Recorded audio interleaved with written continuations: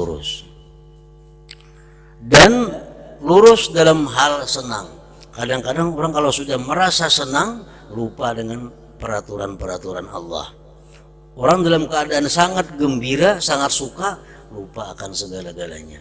Nah, yang menyelamatkan itu adalah kawa bersifat adil, kawa bersifat lurus baik dalam keadaan marah atau keadaan senang. Yang kedua yang menyelamatkan itu wal qasdu fil faqri wal ghina. Sedang dalam kefakiran dan kekayaan. Fakir membahayakan. Kaya membahayakan.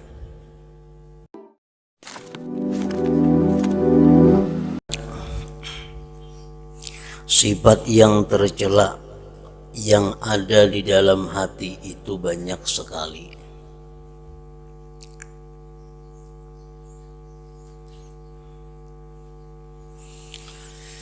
Dan menyucikan hati, membersihkan hati daripada kekotoran itu berhajat kepada usaha yang berterusan. Artinya terus menerus. Karena sifat yang tercela di dalam hati itu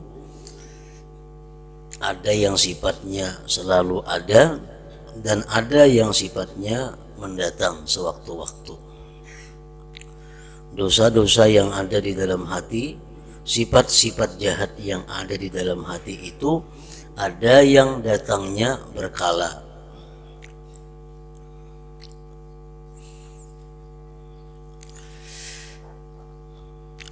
Manakala cara mengobatinya pula sangat susah. Manakala cara mengobatinya pula sangat susah. Dan telah hilang pula ilmu dan amal yang mesti diikuti untuk membersihkan hati. Sedangkan ilmunya tapi ada lagi dijelaskan, diterangkan oleh para ulama-ulama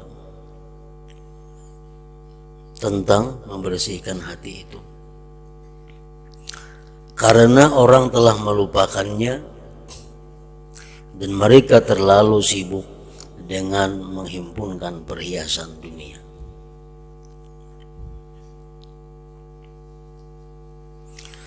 Dan telah kami sebutkan segala yang berkenaan dengan masalah ini di dalam kitab Ihya Ulumuddin pada juz yang membicarakan al-muhlikat, artinya perkara-perkara yang membawa kepada kebinasaan seseorang.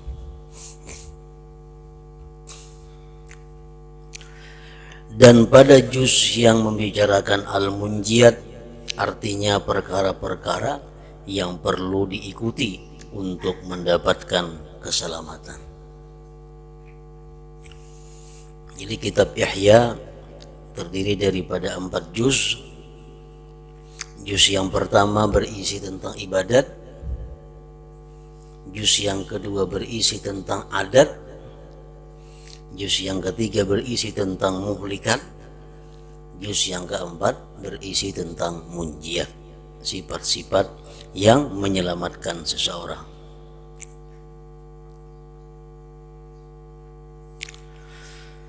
Walaupun demikian, di sini kami coba untuk menyebutkan 3 perkara daripada sifat hati yang sangat jahat.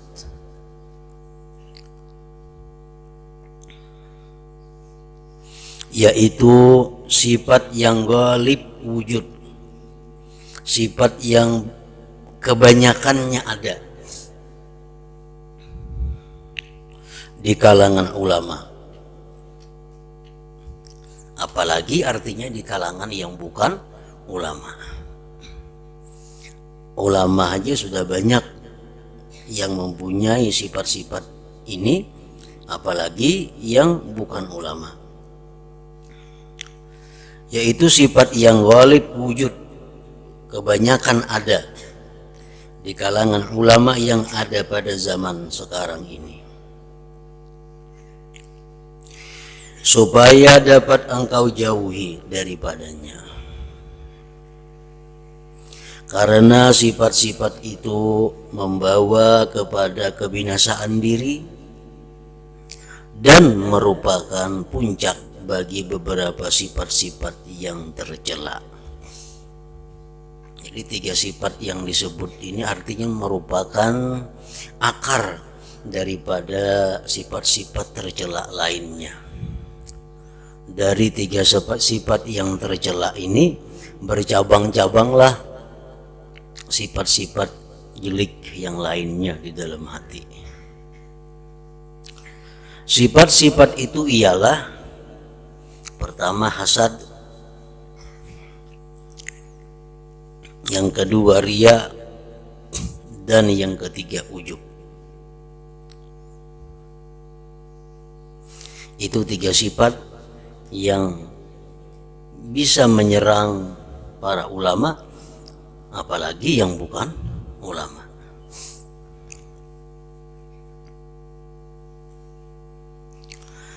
Maka bersungguh-sungguhlah engkau dalam membersihkan hatimu daripadanya, yang 3 tadi, dan membersihkannya itu terus menerus sampai mati. Karena sifat itu kadang akan bisa lepas daripada hati manusia. Kalaupun dia lepas hanya sejenak, tapi satu saat bisa datang kembali. Sifat riya, sifat hasad, sifat ujub.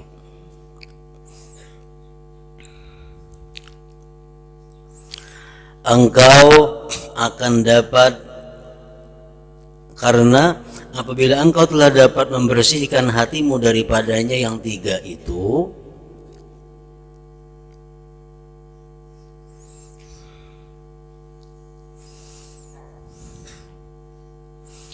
engkau akan dapat menjauhkan diri daripada sifat-sifat keji yang lain. Seperti hasad contohnya, itu merupakan biang daripada marah, biang daripada dendam. Ujub merupakan sumber daripada takabur dan lain sebagainya. Jadi bila 3 itu kita mampu mengendalikan, maka banyak sifat-sifat tercela lain yang juga ikut hilang.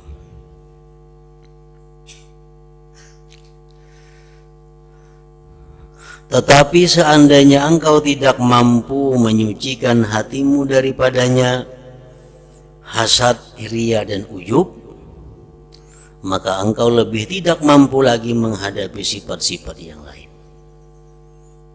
Karena akarnya masih hidup di dalam hati kita. Dan janganlah engkau beranggapan bahwa apabila engkau sudah mempunyai niat yang baik dalam mengaji ilmu atau beribadah, berarti engkau telah selamat daripada segala sesuatu yang berbahaya. Jangan menyangka bahwa dengan modal ikhlas sudah selamat, belum tentu. Karena macam riya itu bisa datangnya pertengahan amal, dan riya bisa datang sesudah kita beramal. Demikian juga ujub. Ujub itu biasa timbul sesudah kita melakukan ibadah. Jadi apabila sudah merasa ikhlas, jangan merasa selamat daripada sifat-sifat tercela lainnya.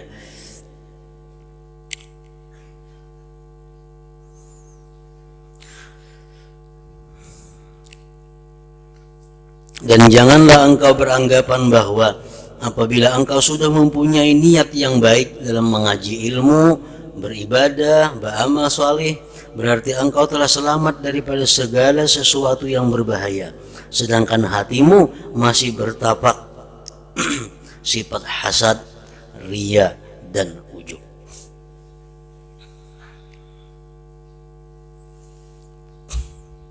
Karena amal kebaikan yang dulunya baik, yang dulunya bagus, itu belum tentu bisa mempertahankan kebagusannya itu amal tahun berikutnya. Kita beramal pada tahun 2000 bagus, amal kita pada tahun 2000 diterima, tapi amal yang diterima belum tentu bisa kita dapatkan pada hari kiamat, kecuali amal itu utuh sampai kita akhir hayat, sampai kita mati. Nah, hanya bisa kita mendapatkan amal saleh itu di akhirat. Karena Allah menyatakan dalam Al-Quran, yauma la yanfa'u malu wala banun illa man atallah biqalbin salim. Pada hari itu tidak berguna anak, harta, benda, kecuali yang hanya selamat pada hari itu adalah orang yang datang menghadap Allah dengan hati yang selamat. Nah, jadi hati yang selamat ini diperlukan mulai kita sebelum beramal sampai kita mati.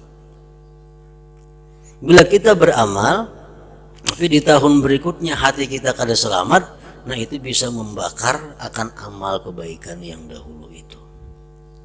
Nah, oleh karena tadi bahwa menjaga hati, memelihara hati dari sifat-sifat itu berterusan, terus menerus dijaga. Artinya jangan merasa begitu kita sudah ikhlas amal kita selamat, kada tentu. Bisa amal kita itu dirubuhkan oleh hati kita di tahun 2020 misalnya, atau di tahun sekian.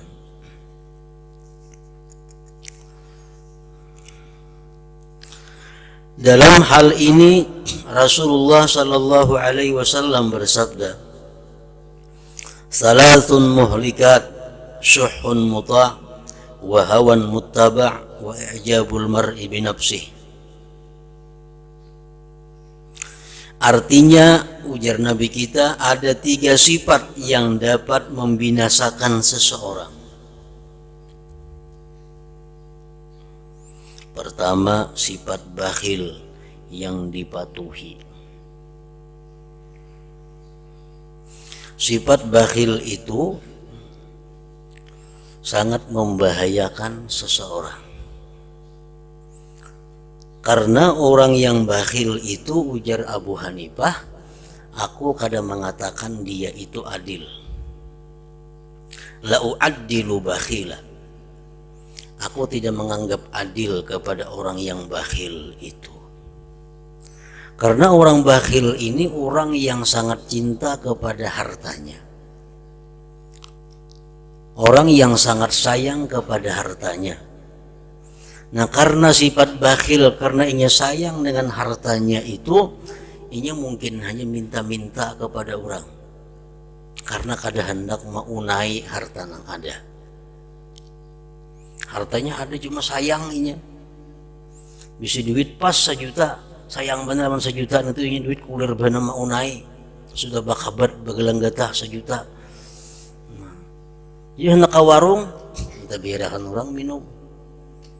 Padahal itu kada boleh, tentu hukumnya adalah haram. Kalau kita mampu minta-minta kada boleh. Orang yang bakhil ini mungkin saja inya mengakat ampun orang. Walaupun demikian, di sini orang yang bakhil untuk menyebutkan 3 perkara ini sangat banyak daripada sifat hati yang sangat jahat, yang mencelakakan manusia. Itu pertama sifat yang ghalib wujud, yang kedua hawa nafsu yang diikuti, kebanyakannya ada hawa muttaba', keinginan nafsu yang dipatuhi. Hendak memakai ini pakai, hendak makan ini cari makanan itu, hendak beisian ini usahakan supaya beisian ini. Nah, apa nang kehendak nafsu selalu diturutinya. Nah, kada memandang lagi ini apakah kehendak nafsu ini bersesuaian dengan hukum Allah atau kada bersesuaian dengan hukum Allah. Nang penting nafsunya itu diturutinya. Nah, ini mencelakakan manusia. Hawa nafsu yang diikuti.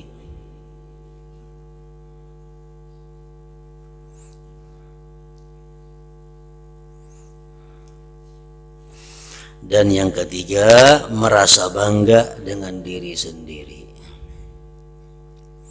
Merasa bangga dengan diri sendiri, baik merasa bangga dengan bentuk keadaan tubuhnya, baik merasa bangga dengan kekayaan yang dia miliki, baik merasa bangga dengan ilmu yang dia miliki, baik merasa bangga dengan kecerdikan kepandaian yang ia miliki, baik merasa bangga dengan kedudukan jabatan yang dia duduki.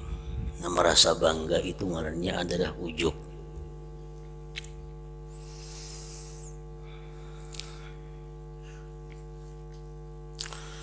Nah, jadi salasun muhlikat, di dalam riwayat yang lain dijelaskan salasun muhlikat, salasun munjiat, wa salasun munjiat, wa salasun kafarat, wa salasun darajat.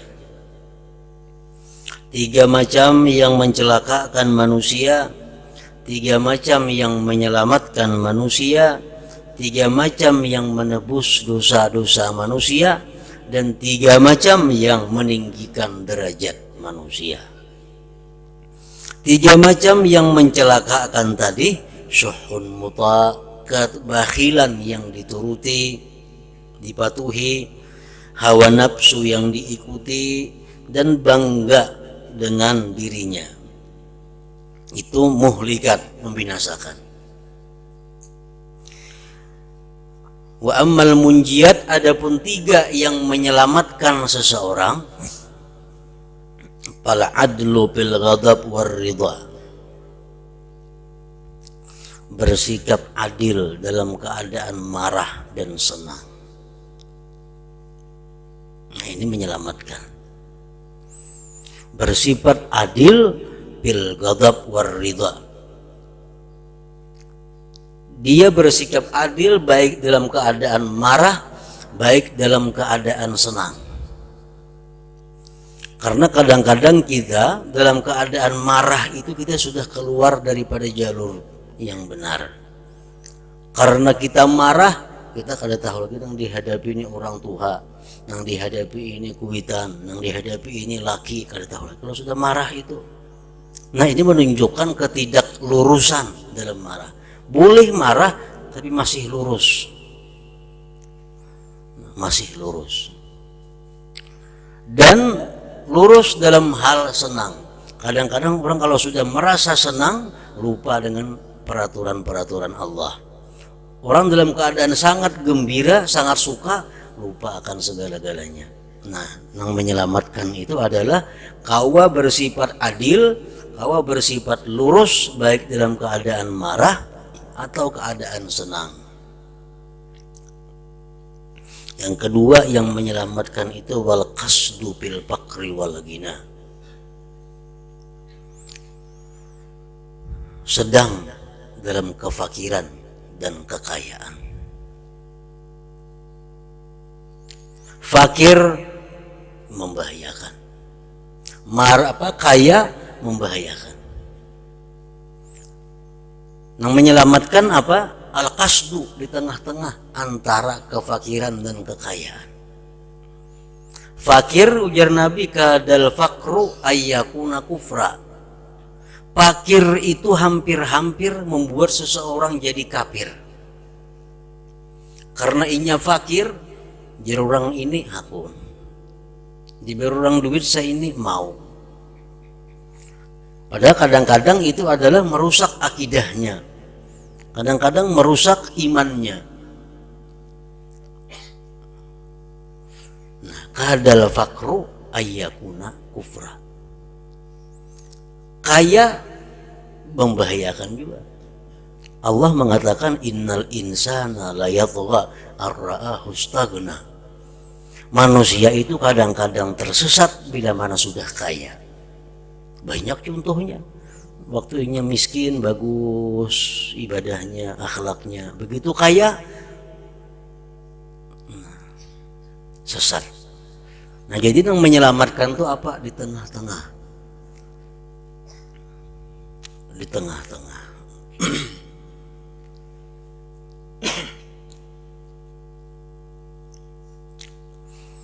Yang ketiga, yang menyelamatkan wa khasyatullah fi sirri wal alaniyah. Dia takut kepada Allah baik di waktu sembunyi atau di tengah-tengah orang. Nah, 3 macam itu ada, selamat sudah. Ini bisa bersikap adil dalam keadaan marah atau senang. Dia berada dalam keadaan tengah-tengah antara fakir dan kaya. Yang ketiga, dia takut kepada Allah baik dalam keadaan sembunyi atau keadaan orang banyak terbuka. Itu 3 macam yang munjiat, yang menyelamatkan. Nah, kemudian wasalasun kafarat, kita di 3 yang menebus dosa. Apa-apa yang menebus dosa, yang 3 itu intizarus salah ba'das salah. Pertama itu menunggu sembahyang sesudah sembahyang. Imbas sembahyang maghrib duduk beribadah menunggu sembahyang isya. Nah, ini menebus dosa-dosa, menebus dosa-dosa kita. Intizarus salah ba'das salah, menunggu sembahyang sesudah sembahyang.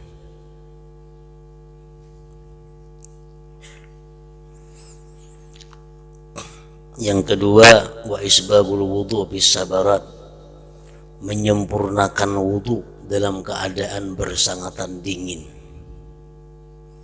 Biasa kalau bersangatan dingin itu orang-orang berwudu beancap-ancap, belakas-lakas karena kedinginan.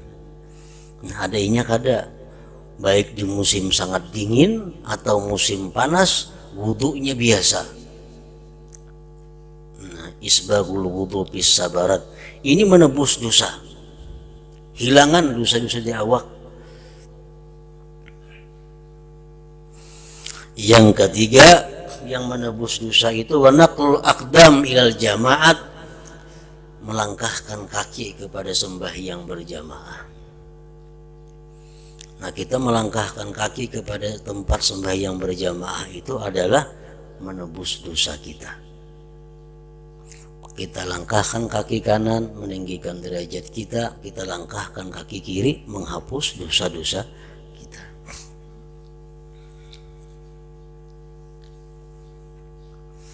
Nah, kemudian ujar Rasulullah lagi tadi, wasalasun derajat, 3 macam yang menaikkan derajat seseorang. Kalau kita mengamalkan 3 macam ini, kita akan naik derajat kita baik di sisi Allah atau di sisi manusia.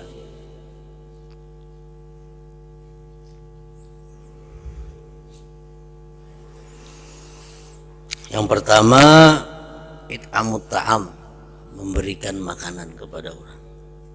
Nah, itu menaikkan derajat kita, menaikkan pamor kita baik di sisi Allah atau di sisi manusia, di sisi makhluk Allah.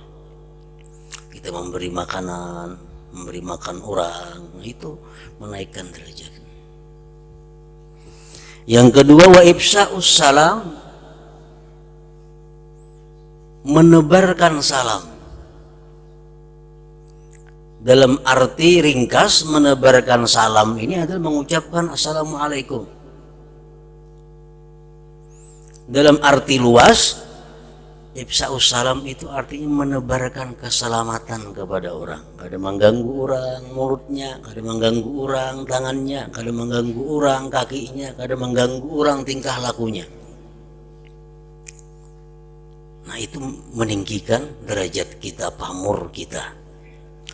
Yang ketiga, wassalatu billail wan nasu niyam. Yang ketiga, sembahyang malam di waktu orang guringan. Nah, 3 macam itu yang meninggikan derajat.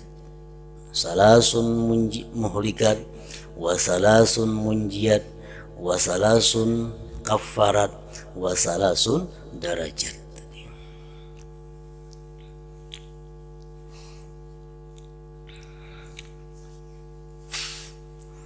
Pertama, cara meninggalkan hasad, meninggalkan sifat dengki.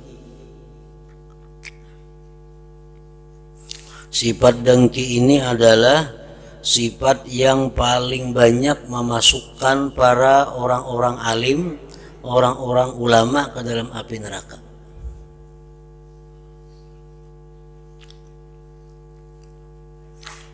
Kalau orang-orang yang jadi pejabat itu yang banyak memasukkan mereka ke neraka adalah ketidakjujuran, ketidakadilan, atau kezaliman. Ini yang banyak menyebabkan pejabat-pejabat itu masuk api neraka. Mereka kada jujur, kada adil.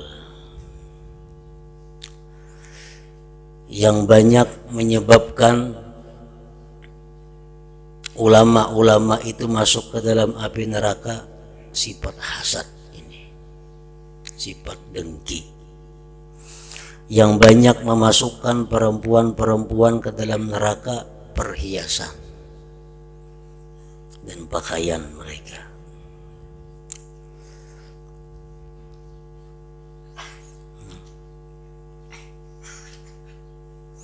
Sifat hasad ini adalah sifat yang bercabang daripada sifat bakhil. Sifat hasad ini timbul dari sifat bakhil. Karena orang yang bakhil ialah orang yang tidak mau memberikan sesuatu yang ada di tangannya kepada orang lain. Itu bakhil.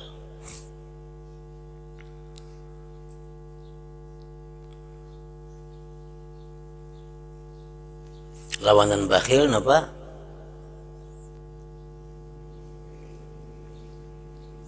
Lawanan bakhil burus. Nang bagus napa? Pemurah. Sakhiyun. Jadi bakhil, sakhiyun, musrifun. Bakhil kada bagus, musrif kada bagus, nang bagus itu adalah sakhiyun. Bakhil kada mau keluar sama sekali. Engkau pun orang aja nang keluar. Orang nang musrif burus keluar akan terus. Kada tahu nang haram. Keluar akan terus duit nukar nang haram enggak, menyumbang nang haram enggak. Ada orang bermaksiatan umpat juga menyumbang pembanyaknya juga. Orang belah masjid pembanyak juga menyumbang. Ini artinya musrif. Kada bagus juga. Nang bagus itu orang nang tahu cara penggunaan duit, kapan mesti menyumbang, kapan mesti mengeluarkan, kapan mesti ditahan. Nah itu nang bujur.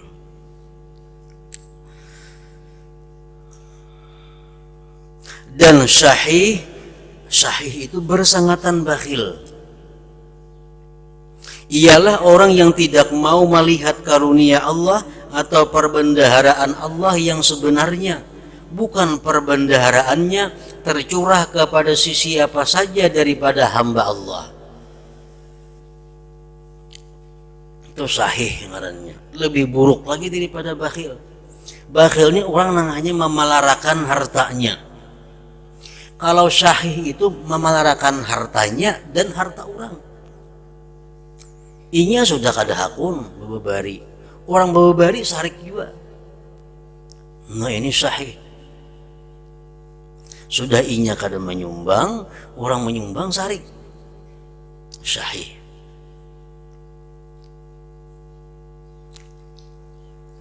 Maka syahih ini lebih jahat daripada bakhil, dan orang yang hasud ialah orang yang merasa keberatan bahwa Allah mencurahkan nikmat dan karunia-Nya kepada salah seorang di antara hamba Allah. Allah aja pemurah sariknya. Syahih ini tuh.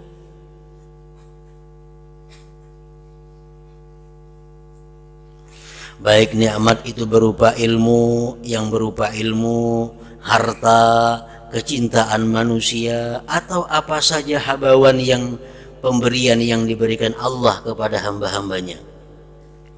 Kata tujuh bangnya Allah memberi orang.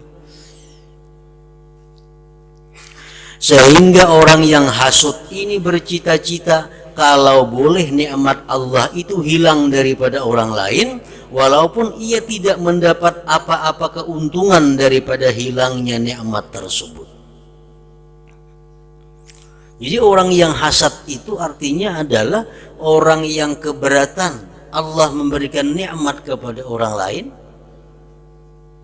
keberatan Allah memberikan nikmat ilmu kepada orangnya keberatan. Allah memberikan anugerah harta kepada orang, ini sakit hati, keberatan. Maka sifat hasad ini adalah kejahatan yang luar biasa. Kejahatan yang luar biasa. Oleh karena itu Rasulullah sallallahu alaihi wasallam bersabda, al-hasadu ya'kulul hasanat kama ta'kulun narul hatab. Artinya sifat hasad itu memakan akan pahala kebaikan seperti api memakan kayu bakar. Nah, jadi amal ibadah yang telah kita lakukan, amal ibadah yang sedang kita lakukan, atau amal ibadah yang akan kita lakukan, itu kada aman lagi, bisa hangus kalau kita dalam hati ada punya sifat dengki ini.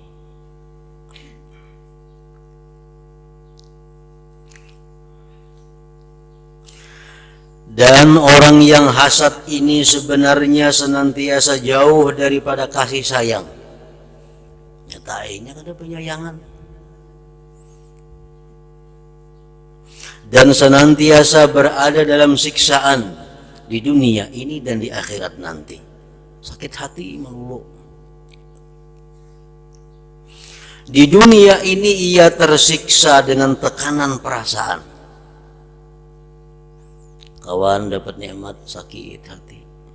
Datang pulang nikmat kepada kawan, bertambah pulang sakit hati. Karena bila-bila masa, bila-bila waktu Allah selalu mencurahkan karunia-Nya kepada orang ramai, bahkan kepada kawan-kawan orang yang hasad itu yang ia mengenali mereka. Allah senantiasa mencurahkan nikmat ilmu, harta, dan kedudukan. Maka senantiasa pula orang yang hasad itu dalam penyiksaan bila ia melihat kemurahan Allah terhadap orang lain. Maka begitulah keadaannya sampai ke akhir hayatnya.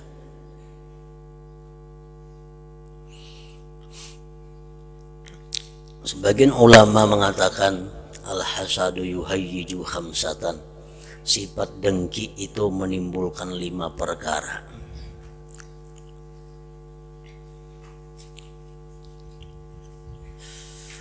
Yang pertama, fasadut ta'ah, rusaknya taat. Rusak taat kita tadi terbakar seperti api membakar kayu yang kering.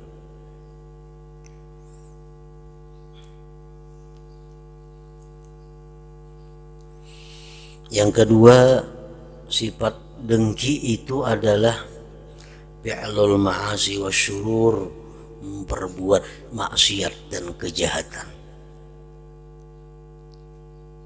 Orang dengki itu bisa membunuh orang. Karena dengki dibunuhnya orang. Orang dengki itu bisa ada memfitnah orang. Orang yang dengki itu bisa menggibah orang. Orang yang dengki itu bisa meremehkan orang. Orang yang dengki itu bisa mencaci maki orang. Orang yang dengki itu bisa buruk sangka kepada orang. Nah, akibat dengki fi'lul ma'asi wasyurur, memperbuat banyak kemaksiatan dan kejahatan.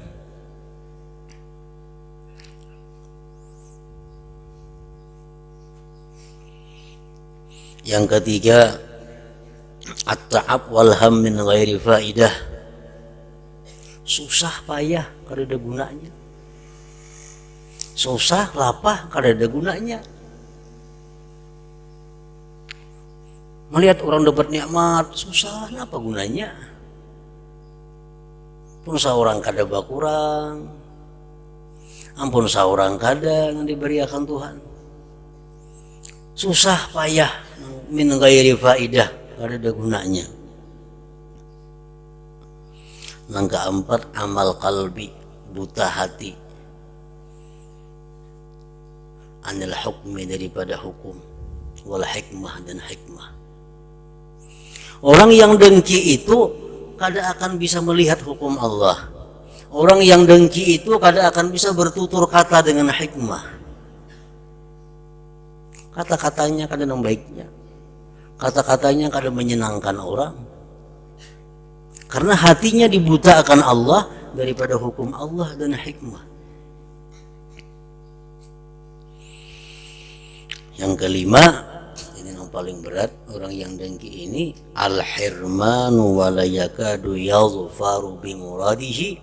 Orang yang dengki itu kada akan sukses dengan yang dikehendakinya. Kada akan sukses dengan apa yang dimaksudnya.